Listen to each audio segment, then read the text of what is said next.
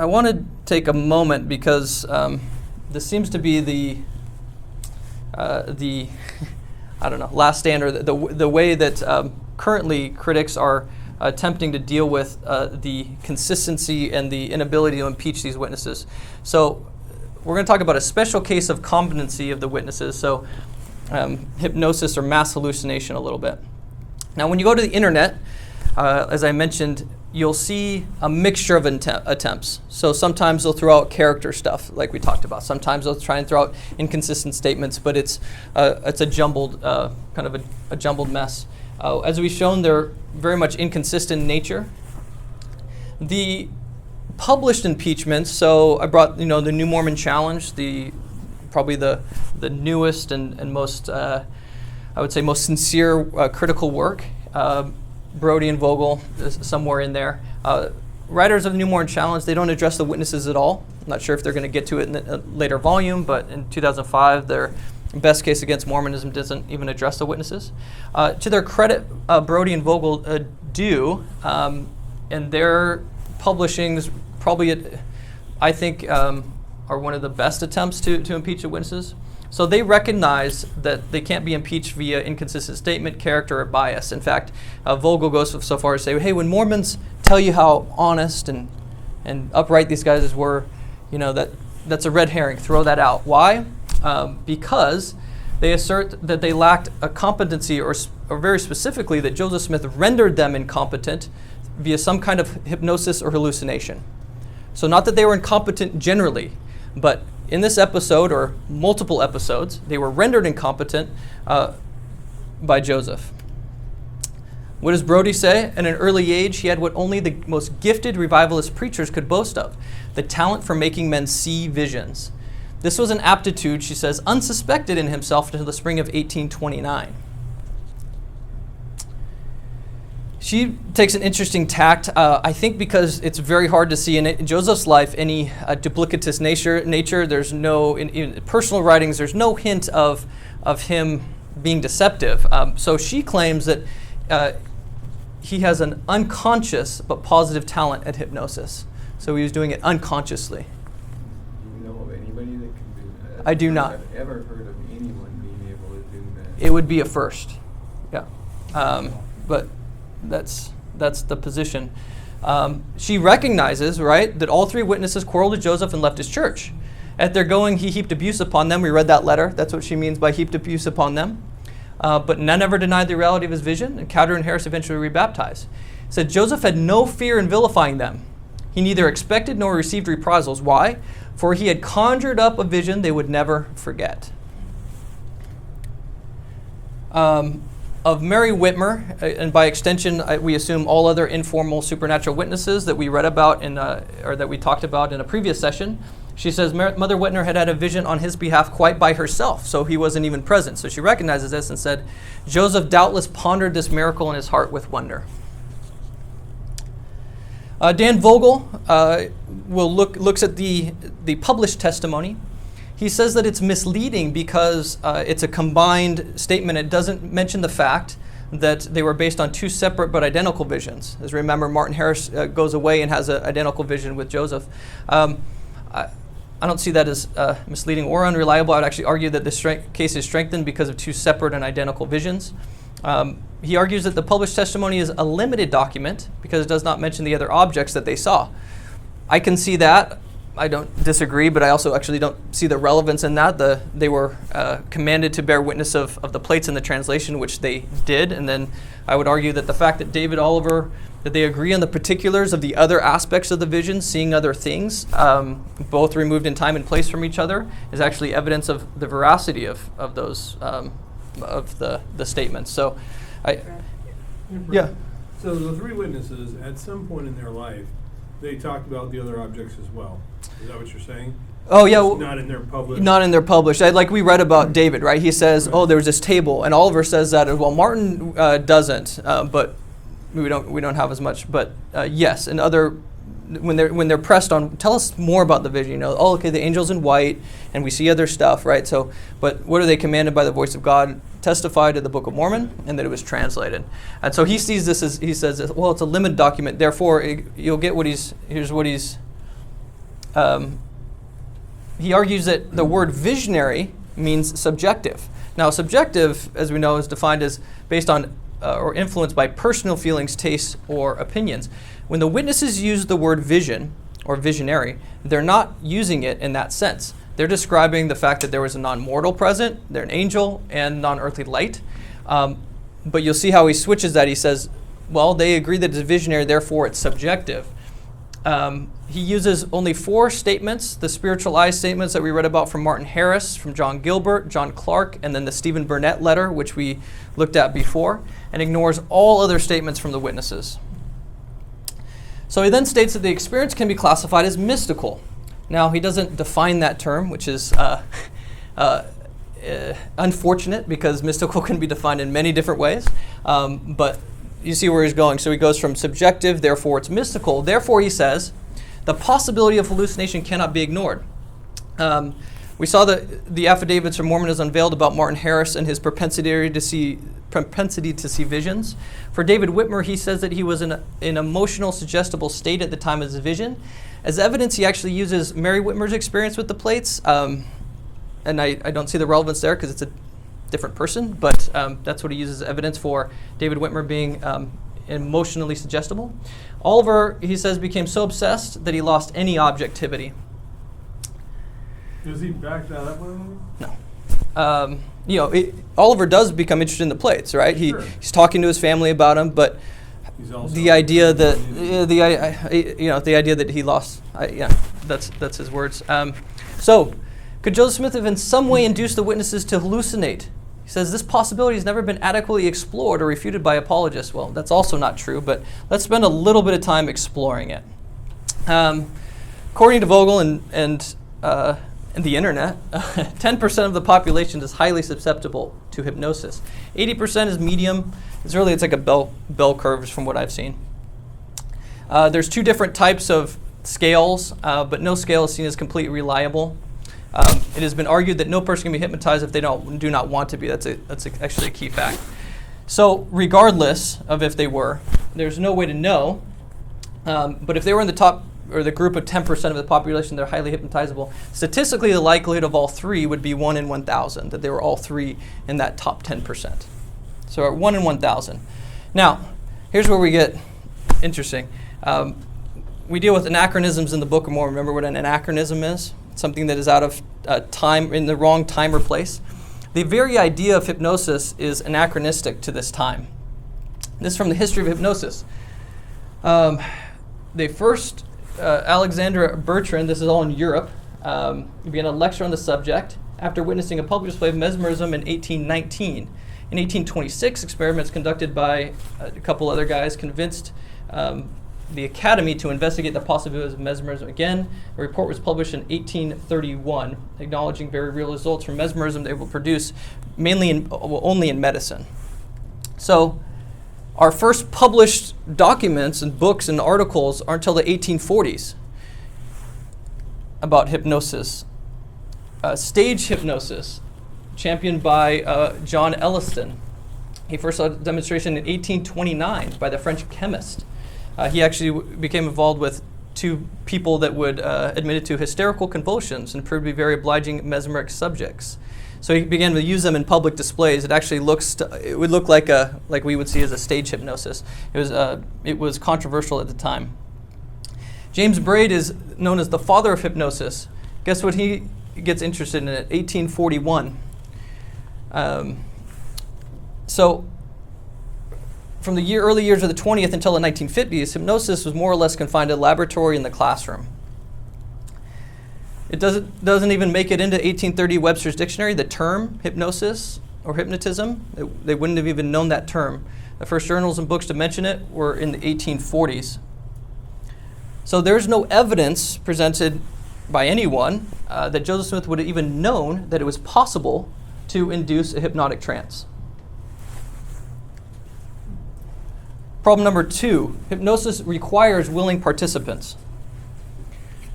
Michael D. Yapko, a famous psychologist, hypnotists are able to use their skills in communication to make acceptance of suggestions more likely, but there is no control over the client other than the control the client gives them. The hypnotist cannot control the patient. Problem number 3. He has to produce vivid, complex hallucinations that combine auditory, voices, and visual aspects to multiple people. And this must include all the shared visions of Oliver Joseph, as well as Joseph and Sidney, etc. Within individual, different levels of hypnosis seem to manifest themselves during a session, and across individuals, pronounced differences in the responsiveness can be observed. It is, from we have seen, almost impossible to, again, control a patient and make sure that each one of them experiences the same thing. Not only that, we're dealing with a very complex, as we mentioned, very complex visions that deal with auditory and visual aspects. The subjective experiences in response to suggestions from the hypnotist vary largely, even among highly hypnotizable individuals. The subjective experiences vary largely. Problem 4, induce a hypnotic experience without the person realizing it, but make that experience last a lifetime. According to a famous stage hypnotist, post-hypnotic suggestion is a misnomer. It will fail if the time be deferred over 2 hours. Problem number 5, explain why Joseph has this power, and all he does with it is create Book of Mormon witnesses. If you had the power, and Joseph's poor, and he says it, right? For 4 years he goes because he's worried about money, and he can't get the plates for 4 years, right? So he has this power. Probably the first thing I do is go to, I don't know, Michael King, a very rich person, and say, I'd figure out, hey, God's going to appear to you and tell you to give me all your money. I mean, all he does with it, is produce witnesses to his Book of Mormon.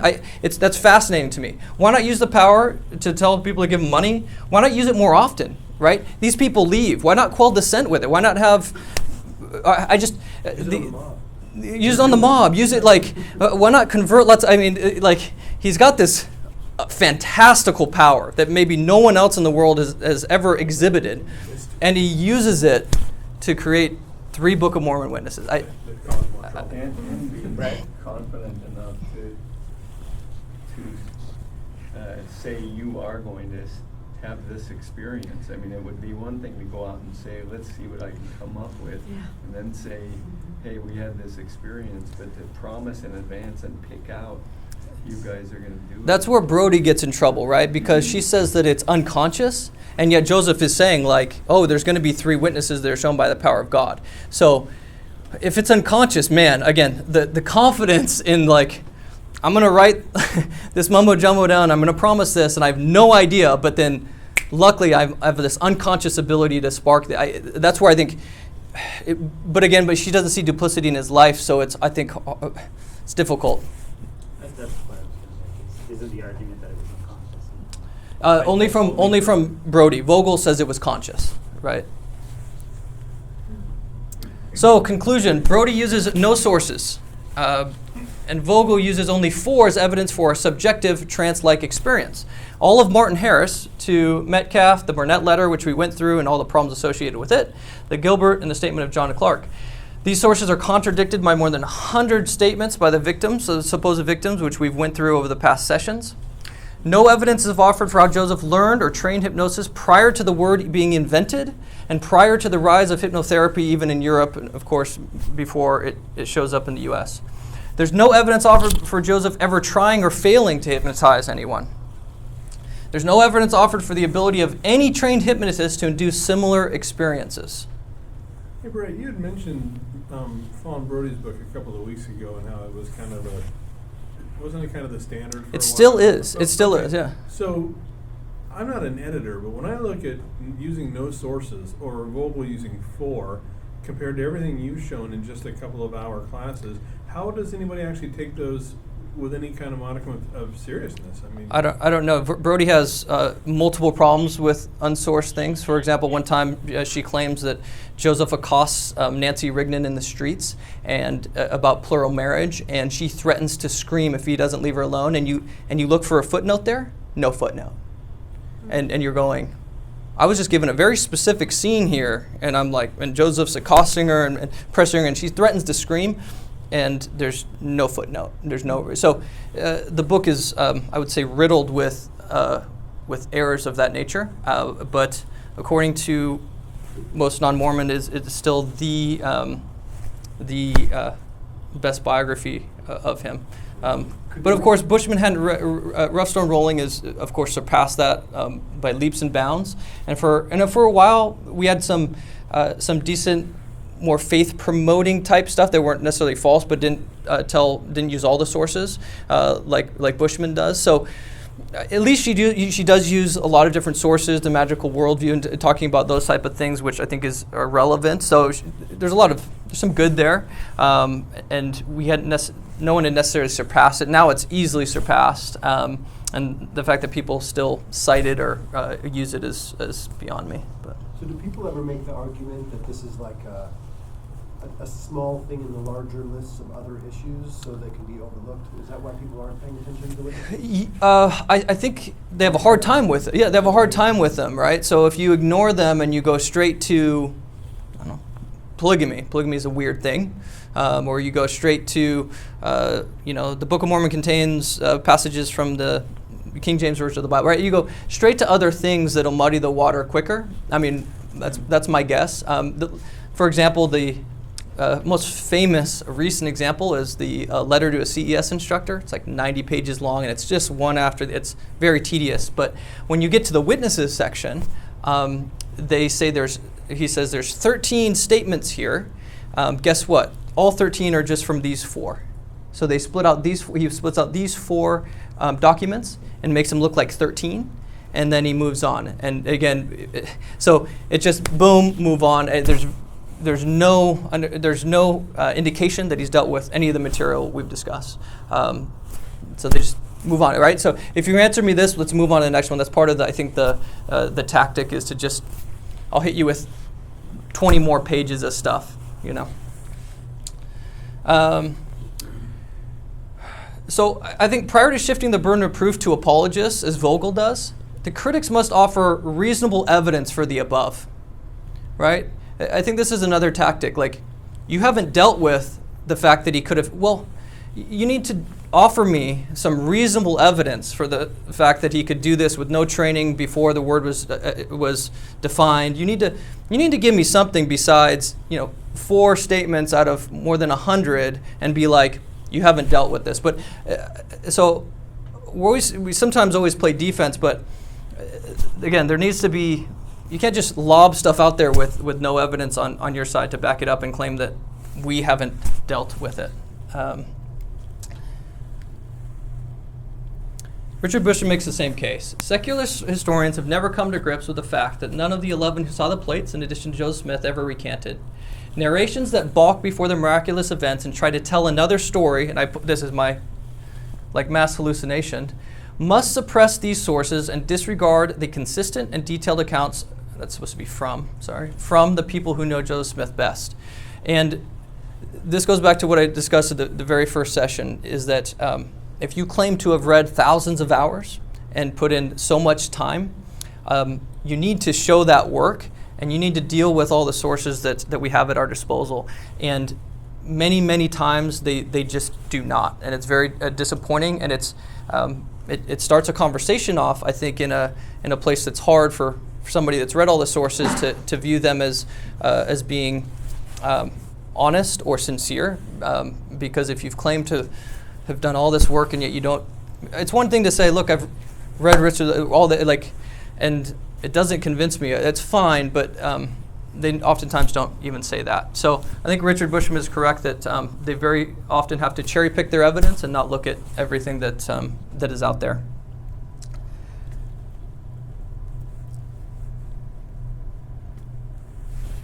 So let's put it together, our propositions and argument again.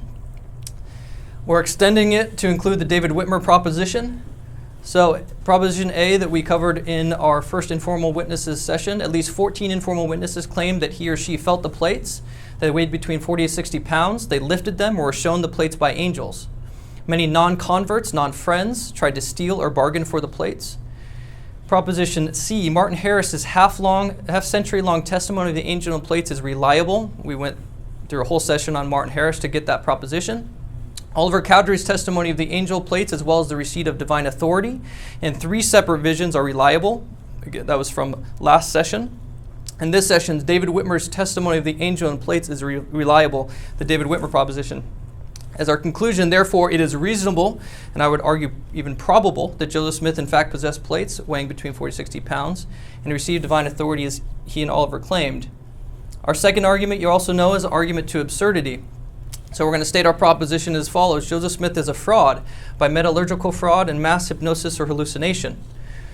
As a result, Joseph creates fake metal plates. They weigh between 40 to 60 pounds, and they have expert carvings. When they use the word curious, by the way, when you see they had curious markings, that means expert, not odd. Anyway, so expert carvings. So he has to dupe the 22 natural witnesses. He's got to be confident enough in his fraud to copy those characters and have Martin seek out the best scholars of the day to, quote, get them translated. We discussed how he initially thought that he might have someone else translate the Book of Mormon. And so part of the copying the characters and going to Anthon and those other scholars was and Mitchell was to see if they could translate them. So Joseph Smith characters are believed by scholars such as Mitchell and Anthon. Of course, it has to be believed by Anthon because if not, Martin is part of conspiracy, not a dupe, right? If Anthon's telling the truth that he told Martin that it's a hoax, then Martin cannot be a dupe. He has to be a co-conspirator, which we then run into all the problems with character and bias and all of that. Do you have any documentation that supports Anthon as having strong character? Just out of curiosity. Neither one way or the other. The only evidence we have that he was lying is he has two separate letters that he wrote at different times, and in one of them he claims that when Martin asked for a certification of the characters, that he declined. The second letter says, or the other letter says, that he wrote one saying that they were false. So he mixes up, he's got a contradicting statement, an inconsistent statement in his letters. Again, Anthon wasn't a great scholar of antiquity. I don't put much stock in anything, but I don't really care except for the fact that it proves Martin is either a dupe or a co-conspirator, whether or not he's lying. And the effect on Martin is what we care about. He came back fully convinced. Okay, so that's D. He's got to be confident enough to translate or copy the characters. They actually work. E. Joseph Smith then induces hypnotic trance for Oliver Cowdery and David Whitmer, and then separately for Martin Harris of identical visions. Proposition F. He induces hypnotic trance without his presence for Mary Whitner, Zyra Pulsifer, and Harrison Burgess and Luke Johnson, at least. And he's not present for those. Joseph Smith induces complex audio-visual visions that are specific and experienced in the same manner in contravention of known hypnotherapy. Proposition H. Joseph Smith induces these hypnotic trances prior to the rise of hypnotic research in the 1840s and in a location, rural New York, where we have no evidence that such knowledge existed. He may have even done so unknowingly if you believe Brody. I. The hallucination is so effective for Martin, Oliver, and David, Mary, and others that endures for the rest of their lives, despite no relationship and much ridicule. He then further induces visions of John the Baptist laying hands on he and Oliver Cowdery, who's a lawyer, a very smart man. He then induces visions of Peter, James, and John for Oliver. He then induces visions of Jesus, Moses, Elijah, Elias for Oliver. We could say the same thing about the vision of the 3 degrees of glory that he has with Sidney Rigdon, which we haven't discussed. The hallucination is so effective for Oliver that it endures for decades, despite no relationship and large potential gains for denial. And it is highly improbable that Joseph Smith could have accomplished propositions B through M. Therefore, it is reasonable or probable that Joseph Smith possessed the plates, right? So we've argued that our initial proposition is improbable or not reasonable. Questions about that? Next session, we're going to leave witnesses and move to evidences from revelations and translations. Let me give you a little preview. We'll talk briefly about the 8 witnesses, but you kind of know the story. They don't recant, and some of them leave the church. So we'll go through that a little bit. In the history of the church, Joseph says that it may be well to observe here that the Lord greatly encouraged and strengthened the faith of his little flock, which had embraced the fullness of the everlasting gospel, as revealed to them in the Book of Mormon, by giving some more extended information upon the Scriptures, a translation of which had already commenced. So he's talking about his new translation of the Bible. Much conjecture and conversation frequently occurred among the saints concerning the books mentioned and referred to in various places in the Old and New Testaments, which were now nowhere to be found. The common remark was, quote, "They are lost books." But it seems the apostolic church had some of these writings, as Jude mentions or quotes the prophecy of Enoch, the seventh from Adam. Of course, well, there's lots of different lost books, but he mentions Enoch. He says, then, to the joy of the little flock, which in all from Colesville to, I can't even pronounce this, Canandaigua, New York, numbered about 70 members, did the Lord reveal the following doings of olden times from the prophecy of Enoch. And then what he starts is what he calls extracts from the prophecy of Enoch. This is currently in our Book of Moses, chapters 4 through about 7. And so what is he doing here? He says, look, the saints used to talk about the Book of Enoch and all these other lost books, and they are mentioned in the New Testament. There's a quote there. So what does he say? He says, and he starts retranslating the Bible, and as a part of that, he says, I've got a part of the prophecy of Enoch. So he's claiming to restore a lost book. Now, in the 1940s, we find the Dead Sea Scrolls, and we find a couple different versions of the book of Enoch, Enoch 1 and Enoch 2. Right? How do these compare with Joseph Smith's Enoch? And it's fascinating, and I think one of the prime evidences for Joseph as a revelator. So again, he dashes off the Book of Mormon, the simple task that was. We'll talk about that after the Book of Mormon. But right after that, he's going to reveal some more scripture, and he does so and says this is some of Enoch, and we find it a few different versions in the next century, and we'll see if there's some evidences or if he's way off. That's what we'll do next session. Almost on time, right on time. Got us excited for next time. See a little teaser. Yeah. A little teaser. I do have another non-scheduling question. Yeah. So the grandkids who are like pestering him on his deathbed about recanting, did that do anything for them as far as where they stood spiritually? Do you know if anybody I don't know if in his lineage ended up coming? I haven't looked at that. I don't know. It sounds like they wanted him to recant. Hey, now's the time. Yeah, I mean, like Moyle did, right? Like I said, he just graduated law school, and he actually told, like, look, my family's been through a bunch of crap because we're Mormons, like, and I'm just starting, like, dude, you got nothing to lose. Just like tell me. But I don't know about his grandkid. Falling away, or did he stick with it? Moyle stuck with it. Yeah. I wish smart people that weren't members would come. I want to hear what they would think. I feel I like wish- they'd be I convinced. wish I could just remember everything I feel like hear. they'd be convinced. Like, how could you not be convinced?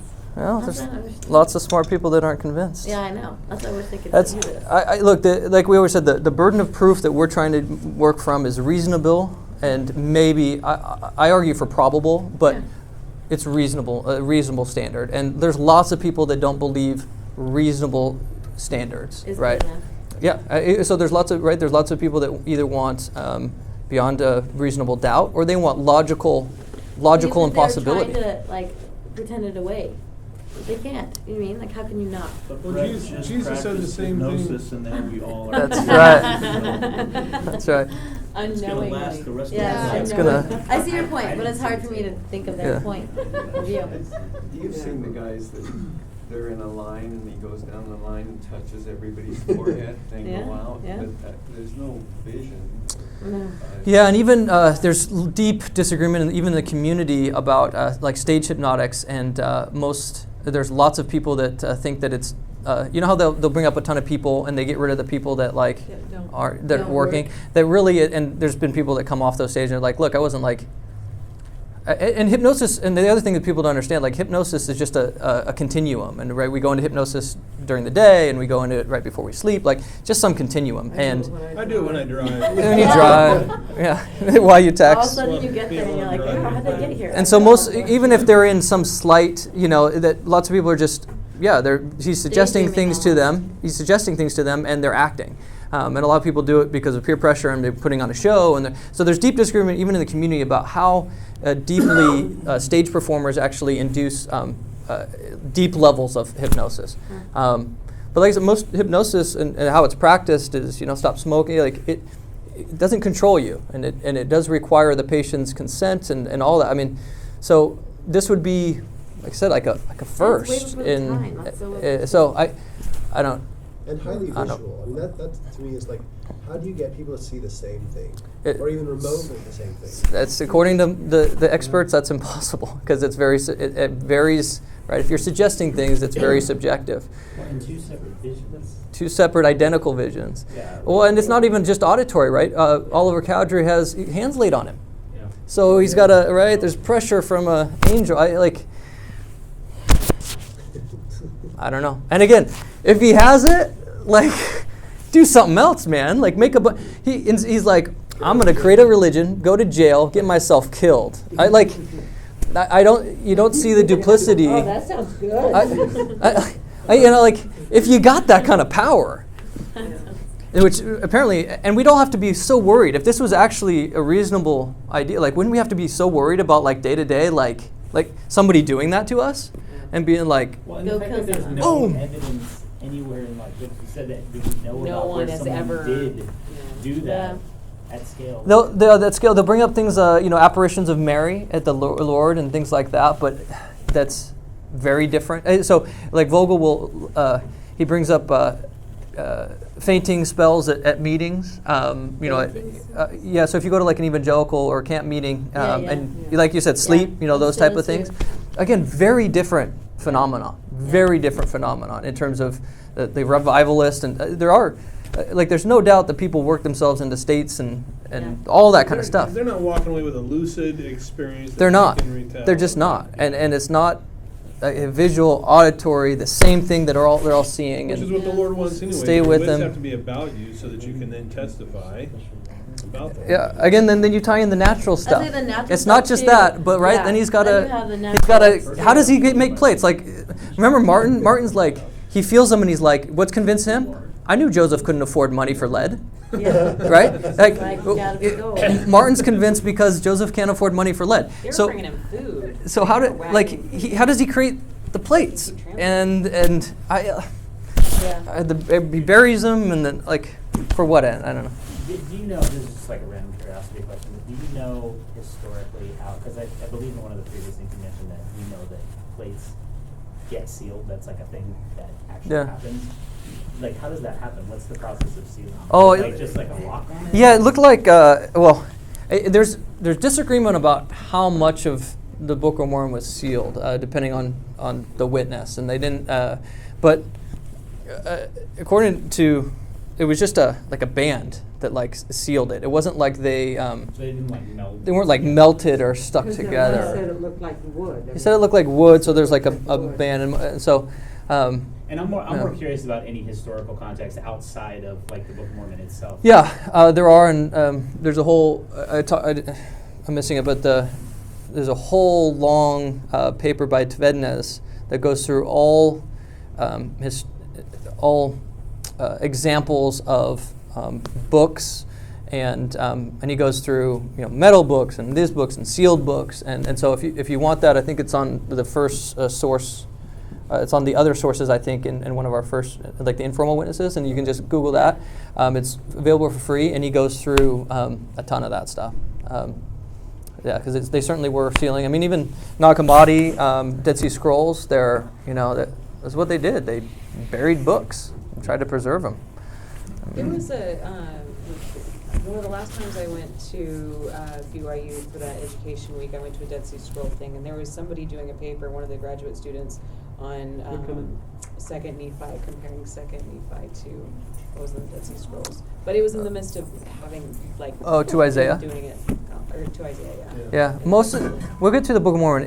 The documentary evidence is that Joseph was working off the King James version for Isaiah in the Book of Mormon. They said it wasn't published yet, but some of the findings that they have versus King James, Dead Sea Scrolls, and then what's in Second Nephi lean towards Dead Sea Scrolls, is what Yeah. they had said. Yeah,